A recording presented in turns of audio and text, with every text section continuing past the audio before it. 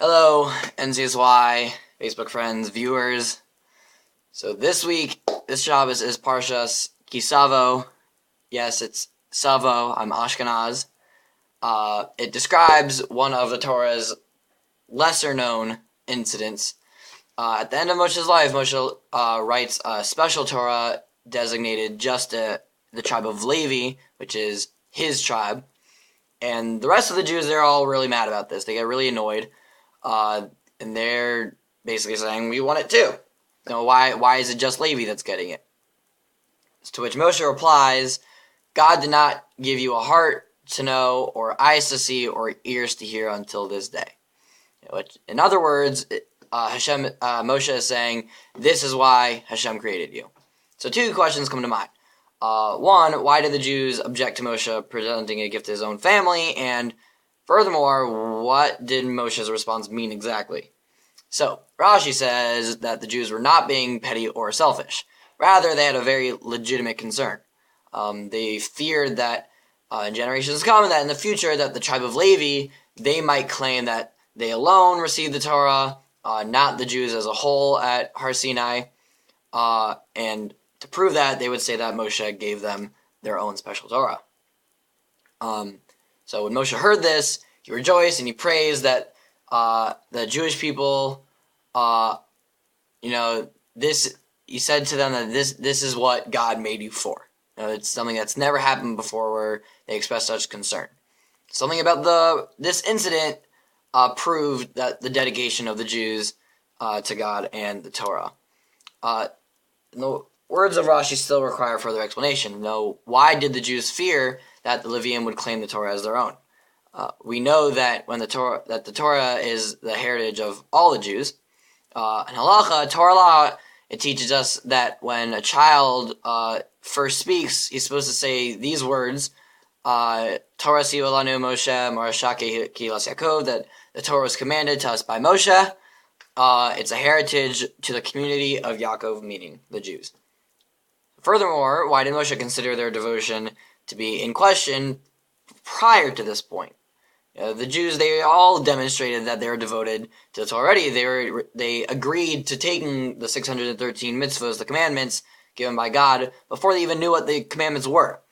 They also trusted God that they followed Moshe into a very inhospitable, hot desert where only miracles and Hashem were going to keep them alive. And actually, this Rosh Hashanah, we're going to invoke that merit of this historic leap of faith into the desert in Musaf. So finally, how did this confirm just how devout the Jews actually were? So a 30-year-old might spend a significant time and energy setting up a safe system for his retirement that is 40 years away. The worry over every possible eventuality demonstrates a deep concern over the matter and his future. The Jews were acting in a comparable manner. They were worried that perhaps 100 years later that the tribe of Levites, the Levium would claim that the Torah was their own. It was a highly unlikely thing, and as a result, Moshe dismissed it as irrational. But in truth, it did show, as never before, that the Jews were completely devoted to the Torah. And this is very visible in other areas as well. We'll make up a name. Joe Schmo. He's admitted into a top-tier university, but that was obviously a process that took a very long time. His parents probably made certain that they lived near very fine, great elementary and high schools for him to go to. They encouraged his grades. They pushed him. They made sure that his families were all their families and friends. They were also smart people who would push him as well. They put him in extracurricular activities to improve his transcript for his college application. And Johnny's parents did this is because they wanted him to have the finest education and best chance in life. But how would we view other parents who would profess the same exact interest in a child's education, but they don't do any of the things that the previous parent did? They're not going to put him in higher schools. They're not going to surround him by people that are good for him, so on and so forth. So, you would probably say that parent's sincerity is much less for the child's concern. And a child's religious upbringing is comparable to this as well.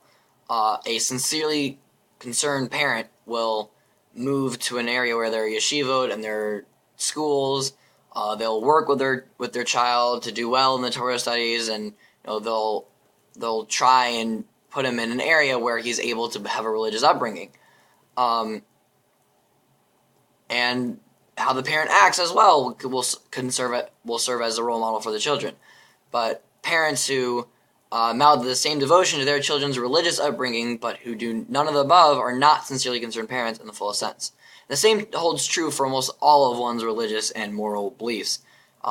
Sweating the details of whether these values will be maintained half a lifetime later, like the retirement plan, that is a true sign of sincerity of your beliefs.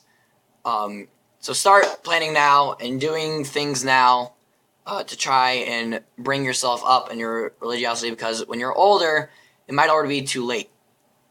And don't just say you're going to try, show that you actually want to succeed. We're halfway through El, we're approaching Rosh Hashanah rapidly, so let's show HaKadosh Baruch Hu that we want him, we want the Torah, and we want it now, just like the Jews in the desert. Good Shabbos.